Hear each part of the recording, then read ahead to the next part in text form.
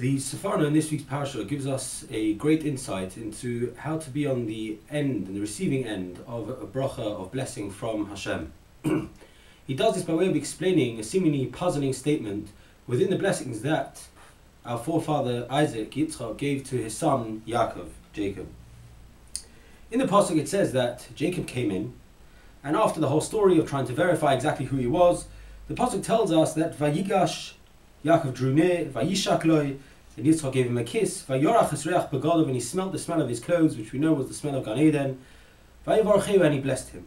And then there's a puzzling statement. The pasuk then says, Vayomer, and he said. You would think maybe this is a continuation of what the blessing was. But no, it says, Re'eri, have a look.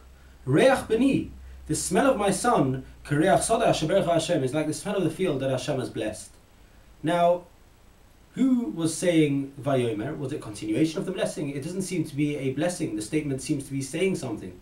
And second of all, if he was trying to explain something about the sense of smell, then the term Re'ei, have a look, is seemingly inappropriate.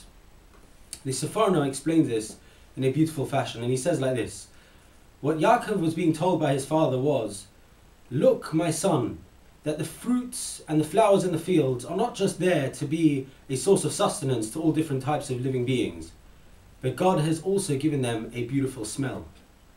And that's also to give us benefit, so that even if we don't eat from them, we can benefit from the smell and we can have the pleasure of smell. Re'ei, be insightful, look to the end, my son, and understand. Re'ach hasoda, that God has put smell into everything in the field, and that's there as a blessing. And when you appreciate that, then you will be on the end of blessings. As he continues to say, the blessing, V'yiten lecha Elokim mital hashamayim, God will give you a blessing from the dews of the heavens, u'mishmanei ha'aretz, and from the fat and the nourishment of the land. Says Sefarno, u'behispoinancha al midas tuvai yiten lecha b'asher hu Elokim. By being insightful and understanding and looking into and appreciating the goodness of Hashem, that not only does He give food, but He gives smell. Not only does He give livelihood, but He gives the extra bits of sense and that we can appreciate and live off. Then by us appreciating where things come from, appreciating to the nth degree, we will be on the end of a bracha. All we need to do is appreciate where it comes from, how much comes from that source, and we'll be on the receiving end of blessing.